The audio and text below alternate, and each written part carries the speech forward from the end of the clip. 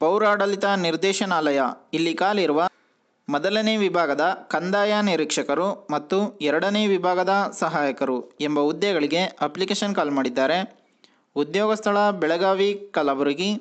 ವೇತನ 21,000 ಇಂದ 52,000 ತನಕ ಪ್ರತಿ ತಿಂಗಳು ಸ್ಯಾಲ್ರಿ ಬರುತ್ತೆ ಅಂತ ಹೇಳಿದ್ದಾರೆ.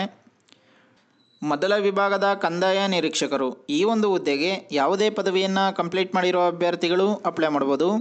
ಎರಡನೇ ವಿಭಾಗದ ಸಹಾಯಕರು ಈ ಒಂದು ಹುದ್ದೆಗೆ PUC ಕಂಪ್ಲೀಟ್ ಮಾಡಿರೋ ಅಭ್ಯರ್ಥಿಗಳು ಅಪ್ಲೈ ಮಾಡ್ಬೋದಾಗಿದೆ. ಕನಿಷ್ಠ 18 ವರ್ಷಗಳು, ಗರಿಷ್ಠ 40 ವರ್ಷಗಳನ್ನು ಹೊಂದಿರಬೇಕು. ಲಿಖಿತ ಪರೀಕ್ಷೆ ಮತ್ತು ಸಂದರ್ಶನ ಈ 2 ಸ್ಟೇಜ್ಗಳ ಮೂಲಕ ನಿಮ್ಮನ್ನು ಸೆಲೆಕ್ಷನ್ ಮಾಡ್ಕೋತಾರೆ ಅಂತ ಹೇಳಿದ್ದಾರೆ. ಆಯ್ಕೆ ಪ್ರಾಧಿಕಾರ ಮತ್ತು ನಿರ್ದೇಶಕರು ಪೌರಾಡಳಿತ ನಿರ್ದೇಶನಾಲಯ, 9ನೇ ಮಹಡಿ, ವಿಶ್ವೇಶ್ವರಯ್ಯ ಮುಖ್ಯ ಗೋಪುರ, ಡಾಕ್ಟರ್ ಅಂಬೇಡ್ಕರ್ ವೇದಿಕೆ, ಬೆಂಗಳೂರು 560001. ಈ ಒಂದು ಅಡ್ರೆಸ್ಗೆ ನಿಮ್ಮ ಅಪ್ಲಿಕೇಶನ್ ಕಾಪಿನ ಸೆಂಡ್ ಮಾಡಬೇಕಾಗಿರುತ್ತೆ.